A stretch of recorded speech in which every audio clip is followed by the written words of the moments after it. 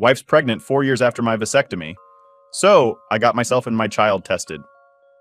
Alright, so here goes. I honestly don't know how to even begin to explain the situation, but I'll try my best. I've been married to my wife for 6 years now. We met back in college and things just sort of clicked. You know when you meet someone and it's like everything just lines up? That was us. We did the whole couple thing, moved in together during our senior year, got through finals, and even managed to graduate without killing each other. By the time we walked across that stage, I knew I wanted to spend my life with her. We got married the fall after graduation. Those first couple of years were just fun. We traveled a bit, explored our new jobs, learned how to do life together, but then we started thinking about family, and everything got a bit more serious. We talked about kids, the future, all of that. She went off birth control to give us a shot at starting a family. And when I say her libido went through the roof after that, I mean it was like a whole new person. We got closer than ever, like we were both excited to take that next step together. Here's the thing though. Starting a family didn't come easy. Month after month, year after year, nothing. Every time her period was late, we'd get our hopes up, and then, the disappointment would hit. It was rough, honestly. We tried not to stress about it too much, figuring it would happen when it was meant to. After 3 long years, we finally got that positive test. And man, I thought that was it. Everything felt worth it. We were over the moon.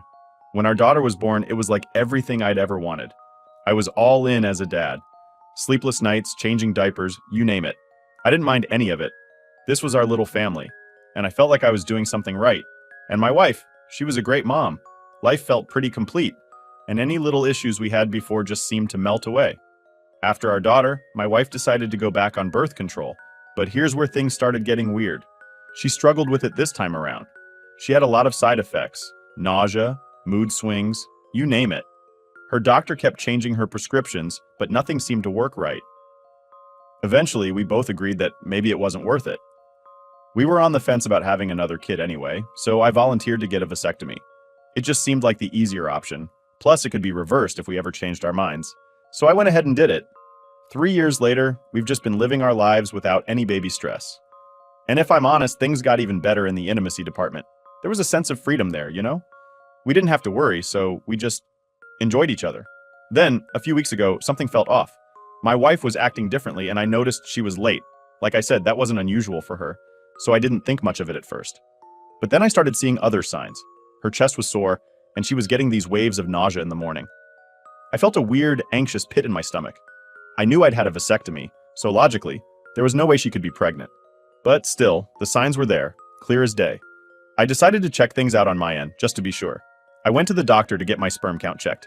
And I didn't tell my wife because, honestly, I was trying to avoid any unnecessary stress in case this was all just some hormonal fluke or something.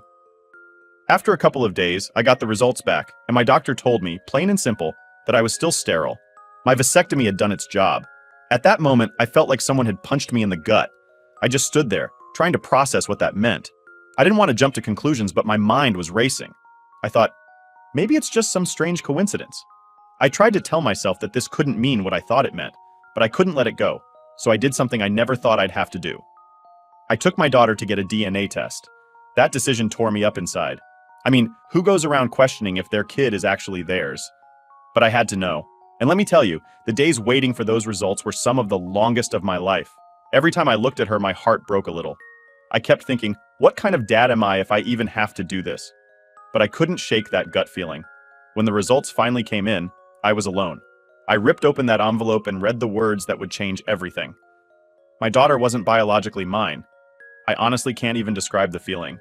It was like the ground had disappeared from under me.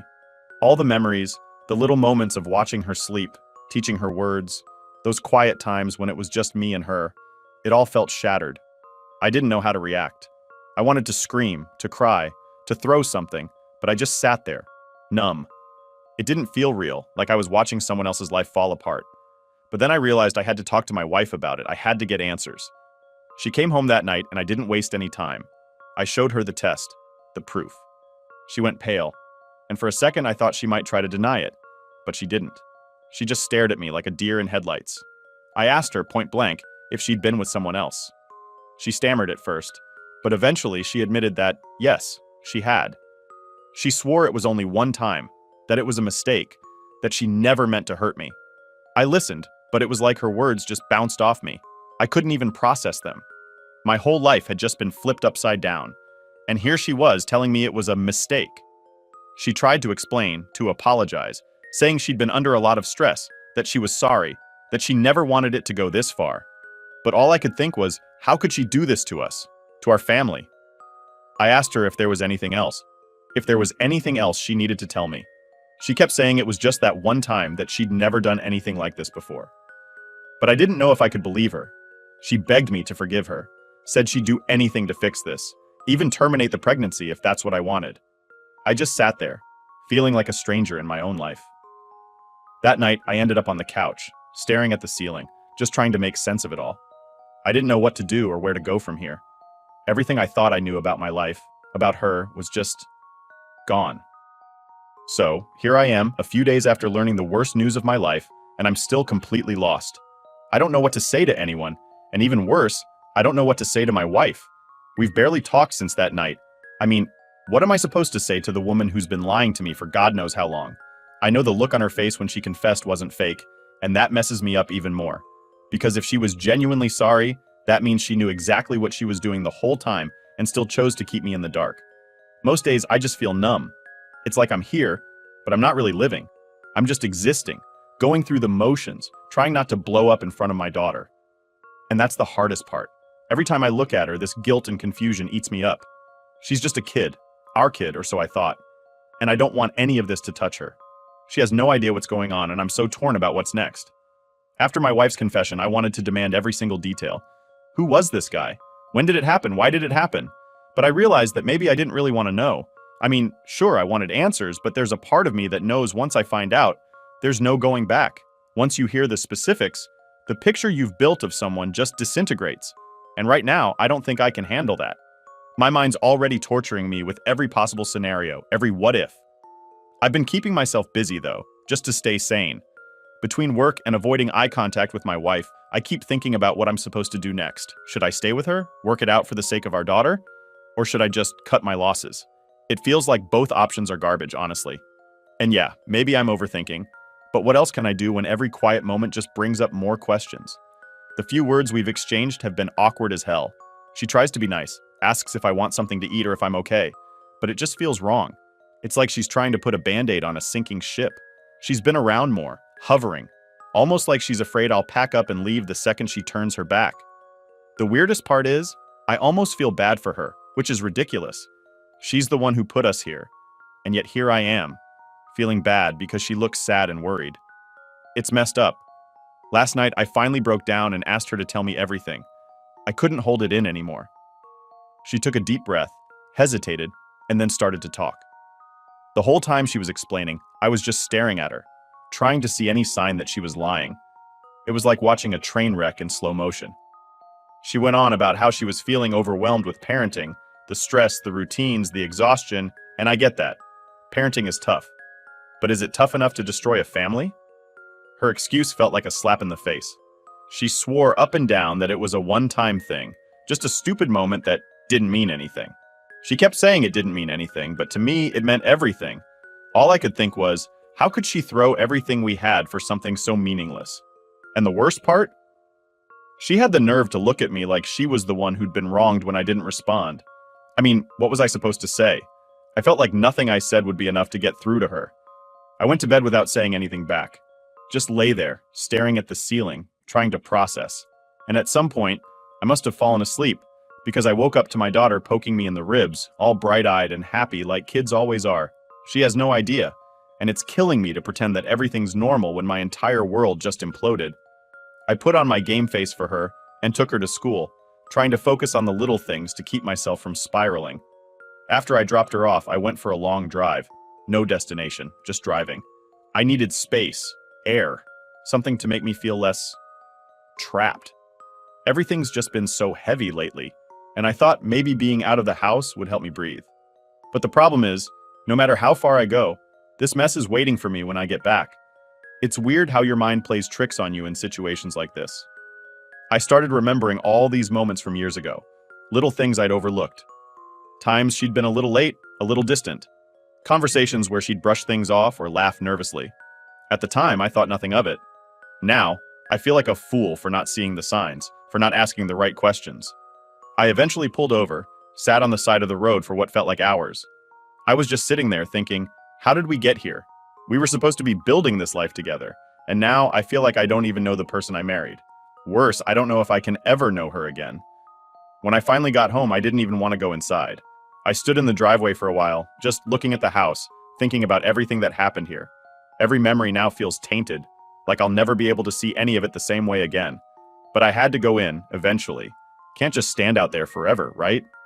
Inside, my wife was waiting in the living room, clearly nervous. She tried to talk to me, again with the, "I'll do anything to make it right" speech. She even asked if we should go to therapy, but I'm not sure therapy can fix this. I told her straight up, I don't know if I can forgive this. The words hung in the air between us, heavy and cold. She looked devastated, and yeah, maybe part of me felt a small pang of guilt. But mostly, I just felt drained. I ended up retreating to the couch again. I just can't bring myself to sleep next to her right now. The sight of her, the sound of her voice, even the smell of her perfume, it all feels foreign, like she's some stranger who just happens to live here. And the strangest part is, she's trying so hard, and I don't know if it's out of guilt or some messed up sense of duty. This whole thing has made me question everything. Not just her, but myself too. Like, was I ever enough? Was there something I missed or failed to do? And maybe I'll never get those answers. Maybe it doesn't even matter anymore. But right now, I'm caught in this nightmare, and I can't seem to wake up.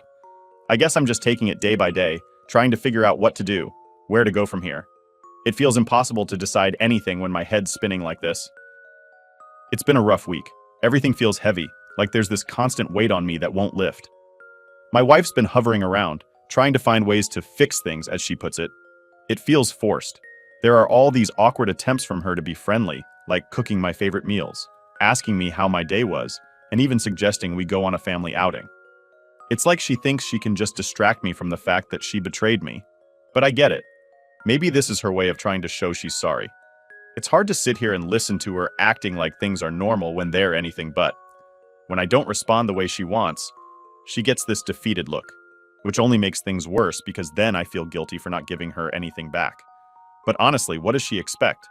I've been running everything through my head, every little detail, every moment we had, every time she's been late or distant. The paranoia is setting in. I start to question if there were more moments like this, if she had been hiding things from me all along, and if there are other skeletons waiting to tumble out of the closet. Then, in the middle of this endless loop of suspicion, I got a text from an old friend of ours, Tom. He's one of those guys who was around during our college years, close enough to be part of our group, but not close enough to know all the intimate details. Tom says he heard from someone about our issues. I didn't even know what to make of that message, honestly, and I asked him what he meant. Tom replies, "I heard about the pregnancy thing. You doing okay?" I swear my stomach dropped. Here I am, thinking this whole situation was something private, just between my wife and me, and somehow other people already know. I asked him how he found out, and he tells me he overheard a couple of people from our college group talking. And who's the one who spilled the beans? None other than my wife's best friend, Sarah. Sarah and my wife have been inseparable since college. When I say inseparable, I mean it. They talk daily, know every little detail about each other's lives, and act more like sisters than friends. It turns out Sarah was aware of the situation and apparently felt the need to tell people about our private issues. I'm not sure if she was looking for advice for my wife or just needed the gossip fodder, but it's messed up. Now, I'm not the type to usually care what people say, but this hit different. Here I am, trying to process this mess, and my wife's best friend is out there running her mouth about it. The fact that she knows means my wife told her, and that raises a whole new set of questions. What exactly did she tell Sarah? How much of this story does Sarah know? Did she know before I did? I confronted my wife about it that same evening. I tried to keep my cool, even though every part of me wanted to start shouting. I asked her, "Did you tell Sarah about everything that's going on between us?"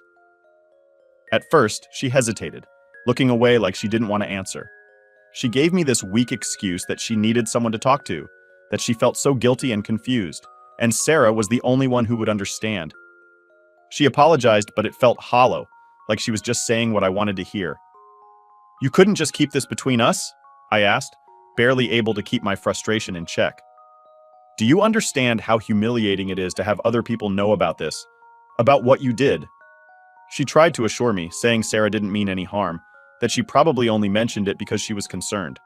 But that didn't change the fact that this was our private life, and she chose to share it with someone who obviously has zero concept of privacy or respect for boundaries. In that moment, I felt like I'd lost control over my own life. What really got to me, though, was that I couldn't help but wonder how much more Sarah knew than I did. I asked her directly, "Did you tell Sarah about the first time? About how you got pregnant with our daughter?" My wife's face turned pale. She stammered for a moment, obviously caught off guard. Then she said, "No, she doesn't know about that. I didn't tell anyone." But the hesitation in her voice wasn't convincing. My mind was spinning with possibilities. What if Sarah knows more than I do? What if my wife's been lying to her too? Or worse, telling her the real truth while feeding me some cleaned up version of events? The more I thought about it, the angrier I got. I told my wife that from now on, I didn't want Sarah in our business. I was done with her getting updates on our life and judging me through the eyes of her best friend. I told her flat out, "If you want to fix this, keep Sarah out of it. This is between you and me, not the whole world." She nodded, seeming to take me seriously for once, but I couldn't shake the feeling that it was too late. The damage was done. Now, even if I wanted to get past this, there's a whole crowd of people out there who know way more than they should.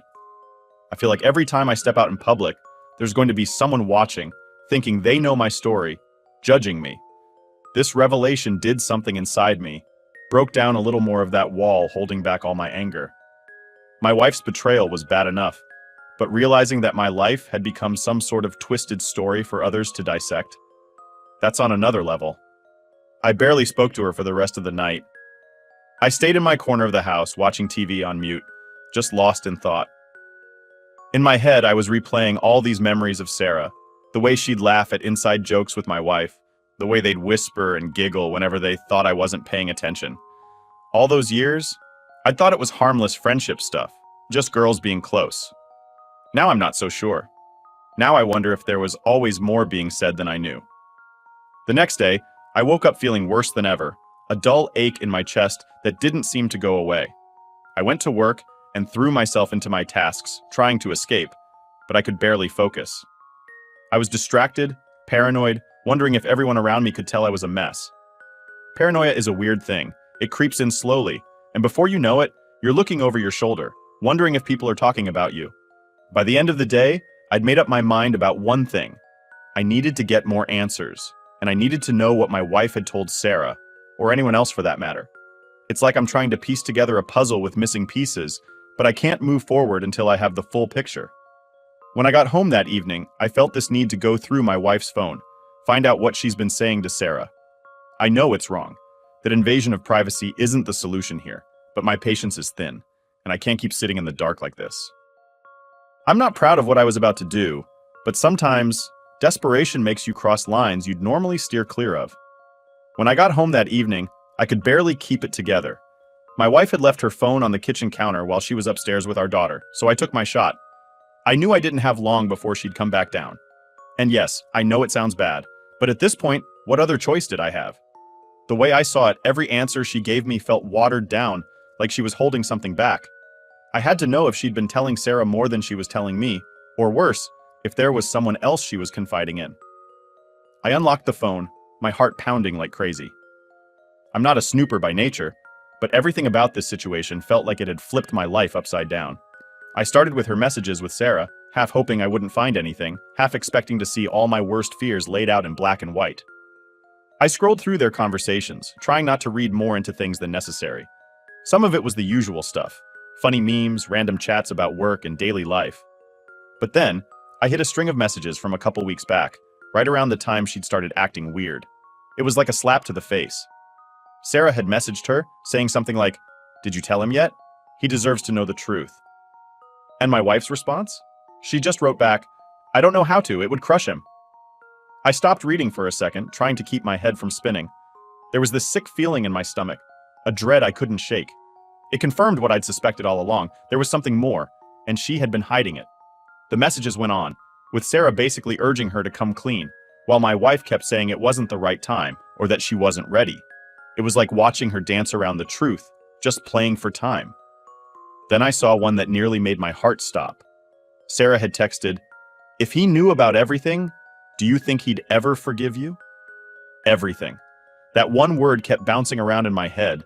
What did she mean by everything? I was holding my breath, scrolling faster, looking for more. But my wife's replies were vague. She kept avoiding Sarah's direct questions, just telling her she didn't know what to do, that she was scared of losing our family. At that moment, I wanted to throw her phone across the room. I couldn't believe it. Here she was, confiding in her friend about her guilt, practically admitting there were layers to this that I hadn't even touched. And the worst part, she had no intention of coming clean unless she was forced to. Every vague reply she sent to Sarah was a reminder that she was more scared of the consequences than she was willing to fix what she broke. Just as I was about to put the phone down, I heard her coming down the stairs. I locked the phone, set it back on the counter, and tried to act casual. My hands were still shaking, though, and I'm pretty sure she noticed something was off. She gave me a weird look, like she could sense I'd done something. I just shrugged it off, grabbed a glass of water, and acted like nothing was wrong. I didn't say a word to her that night. I couldn't. Every time I looked at her, all I saw were those messages, her admissions, and the feeling that I'd been kept in the dark on purpose. I knew I couldn't let this go. But confronting her then and there without any solid proof would just lead to another round of vague answers and half-hearted apologies. I needed to come up with a way to get the truth without giving her a chance to twist things again. The next day, I decided to reach out to Sarah. I know, it sounds crazy, but she was the one person who seemed to know the whole story, or at least more than I did. If my wife was too scared or unwilling to tell me the truth, maybe Sarah could fill in the blanks. I sent her a message, kept it simple, just saying that I needed to talk about some things she might be aware of. I didn't even have to explain more than that. She agreed to meet up. When we met, Sarah looked like she'd seen a ghost.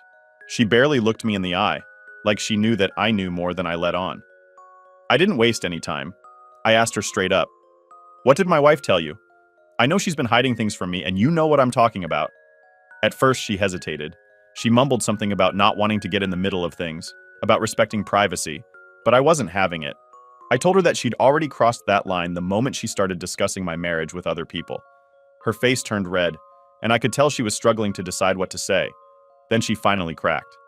"Look," she said, taking a deep breath. "She told me a lot, probably more than she should have." She went on to admit that my wife had confided in her about issues she'd been having, about doubts and regrets that she claimed went back years. And it wasn't just one incident. Apparently, there had been multiple times she'd thought about confessing, but was too scared to face the fallout. The more Sarah talked, the angrier I got. My wife had been hiding so much from me, not just this one mistake, but years of deception. Sarah kept trying to justify her friend's actions, saying she was scared and confused. But all I heard was that my wife had been dishonest for far longer than I'd realized. Sarah said something that really stuck with me. She mentioned that my wife had felt trapped at times, that she didn't want to hurt me, but felt like she was living two lives. I didn't know whether to be angry or sad at that point.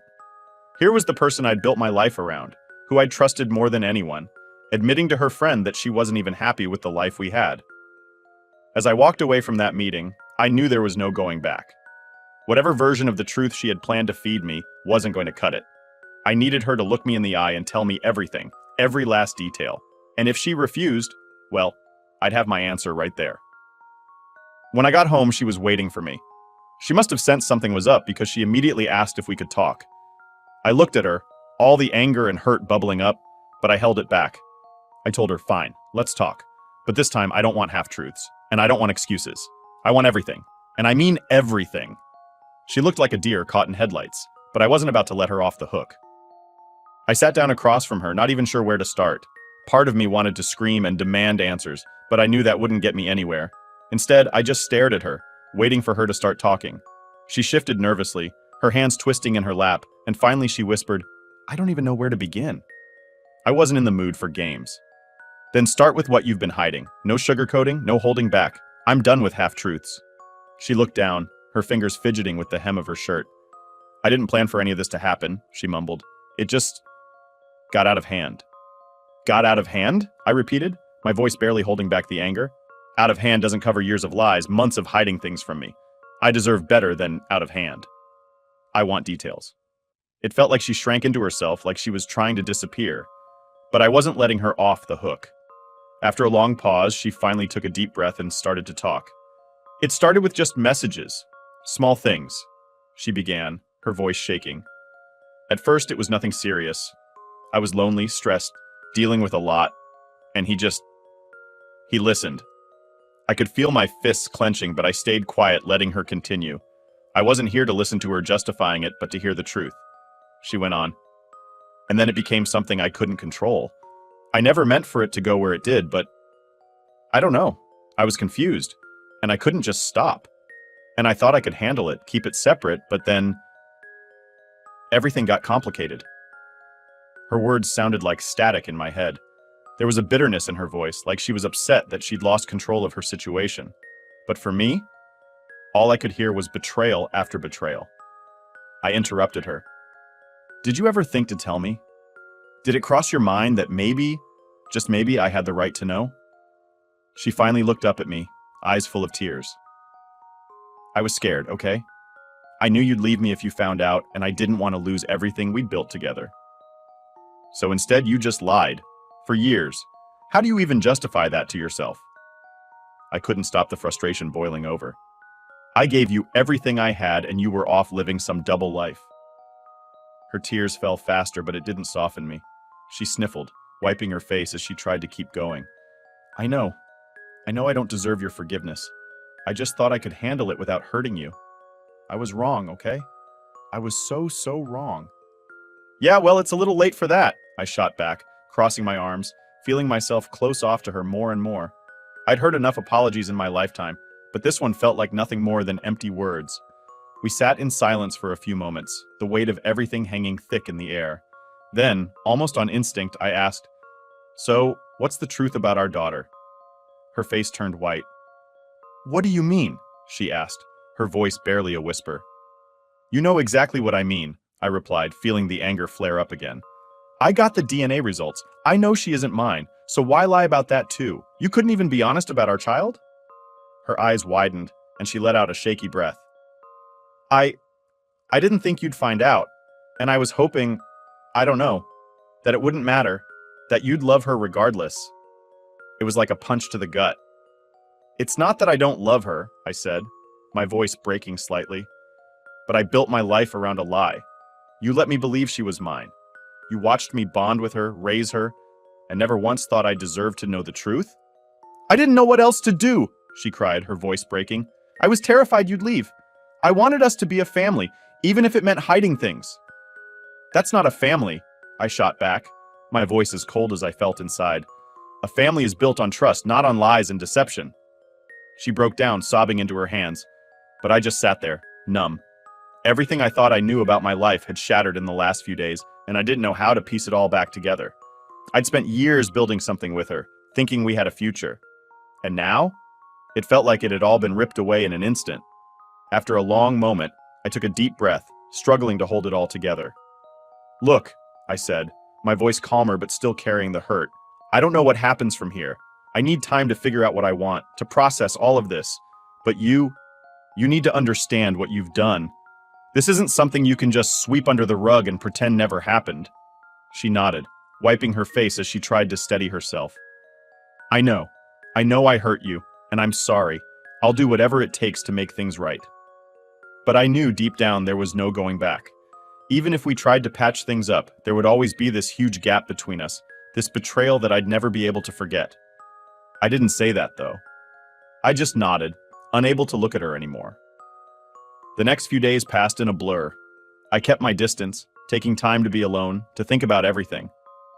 Every memory we had together felt tainted now, like a dark cloud hanging over every good moment. Part of me wanted to hold on to it all, to pretend this was just a bad dream, but the other part knew I had to face reality. In the end, I made the choice I knew I had to make. I told her I needed space, that I couldn't just move on like nothing happened. I packed a few things, left the house, and stayed with a friend for a while. She cried when I left, but I didn't look back. I couldn't. It's hard to explain the kind of hurt I felt. It wasn't just about the lies or the betrayal, it was about everything I'd lost, the life I thought I had. Walking away felt like the only way I'd ever be able to find myself again, to build a future that wasn't weighed down by the past. As for my daughter, I don't know what the future holds. I love her, and that will never change. But I need to figure out what kind of relationship we'll have. One that's based on truth, not on lies. All I know is that, after everything, I deserve honesty. I deserve respect. And maybe someday, I'll find someone who values those things as much as I do.